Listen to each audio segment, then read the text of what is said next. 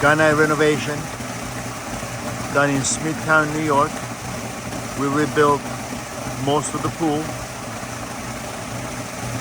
The walls were deteriorated and had to be rebuilt. We built the entire trough with a new negative edge tiles and a marble top. We also installed 2 gas fire features.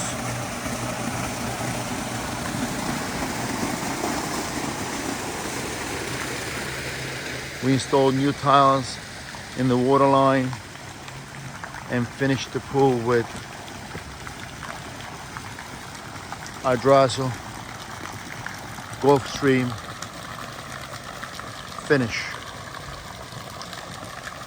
We installed 4 new laminators,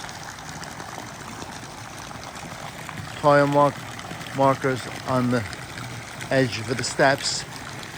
The whole spa was rebuilt, replumbed, and we installed a new bluestone coping.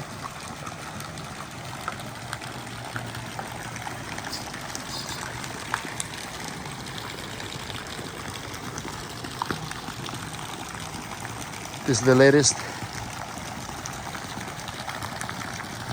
Gunite renovation done by Gapsy in Smithtown, New York.